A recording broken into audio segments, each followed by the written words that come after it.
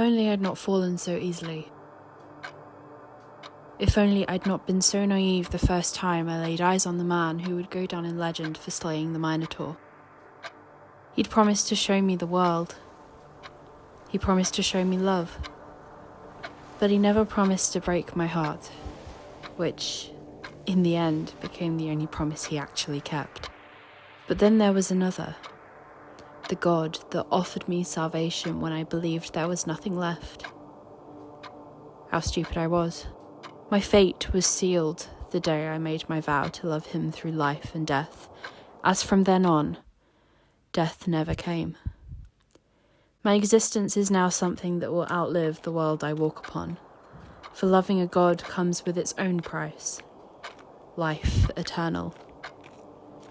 I preached the word of the gods we were all meant to believe in, but I came to realize that the only thing people are scarce to believe in is belief itself.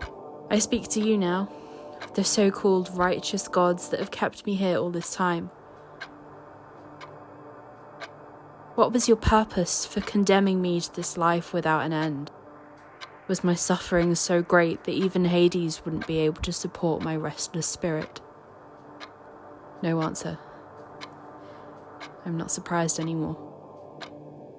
My time is never coming. I've accepted that now. You'd think an immortal life of youth would be the ultimate dream of so many, but from my experience of watching the world change, watching people live out their entire lives, from their childhoods to when they eventually fade away like words on ancient paper, it's something I wouldn't even wish on my own enemy, though the time for friend and foe are long gone now.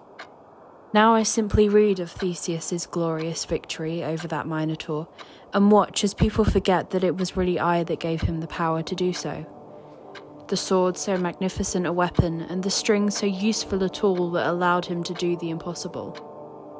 My mind haunts me with the image of Dionysus seeing me for the first time, my only tool this time being my abandoned and broken heart that leapt at this new chance of love too quickly.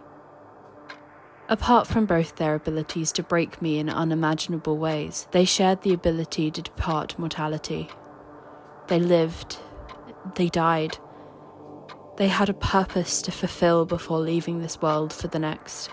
Over these excruciating years, I went from loving them, to hating them, to envying them. Envying their short, meaningful lives as I go continually on. Forgetting what living feels like as I walk the path that I'll inhabit forever.